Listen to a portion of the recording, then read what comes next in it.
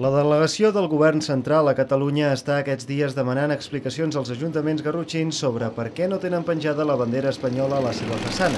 A la comarca són diversos els ajuntaments que han rebut la notificació. Els casos que han transcendit són els d'Olot i el de les Preses. En el cas d'Olot, consideren que no incompleixen la llei perquè només tenen la senyera penjada en un màstil proper a l'Ajuntament i no a la façana. Nosaltres entenem que complim perfectament la llei perquè no hi ha cap bandera a la nostra façana, i per tant això és el que li han contestat.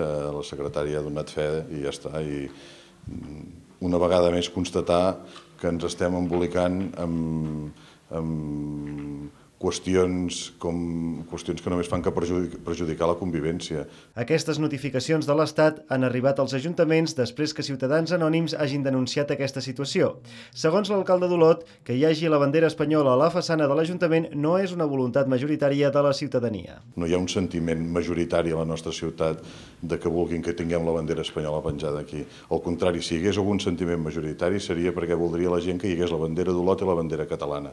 I el govern espanyol està en aquests moments aplicant una estratègia d'atenció que penso que no ens afavoreix amb res i a ningú. Els ajuntaments que han rebut la reclamació han consultat la situació amb l'Associació de Municipis per la Independència. L'associació creu que la resposta dels consistoris s'hauria de donar de forma conjunta. I estem estudiant ja en quina resposta col·lectiva podem fer un dia determinat per posar en evidència que això, entens?